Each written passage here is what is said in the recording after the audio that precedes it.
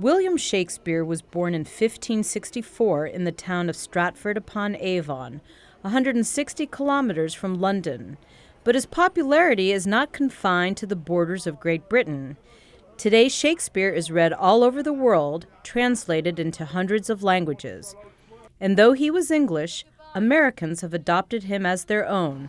One example from the Folger exhibit, a list of books owned by an early immigrant. And he came over to this country around 1650, and he brought with him a copy of Shakespeare's Second Folio.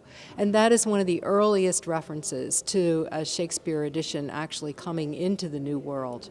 People had Shakespeare in their houses when they crossed the country as they moved west with the gold rush and so on. They often had a copy of the Bible and of Shakespeare. The exhibit displays portraits, photos, videos, and costumes of famous actors who have played Shakespearean characters. There are also copies of his works published in different languages. But at the heart of this exhibit is a special item, the very first edition of Shakespeare on display in a separate room. The First Folio, as it is known, is a collection of 36 of his plays. Had it not been for the First Folio, the world would not have known about such great works as Hamlet, Twelfth Night, and The Tempest. It is believed that Shakespeare became interested in theater as a young man and decided to try his luck on the London stage. This experience helped the novice playwright refine his work, and his plays were being produced before he turned 30. Curator Georgiana Ziegler says Shakespeare resonates with people because his characters display real human emotions.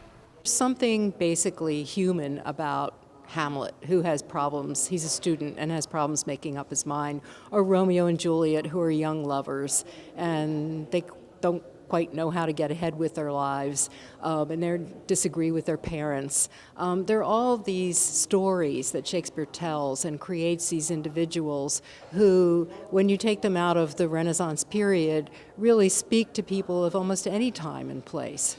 Because of his success, Shakespeare became financially stable and eventually became a major landowner and shareholder of the Globe Theatre. Its exact replica can now be visited in the British capital.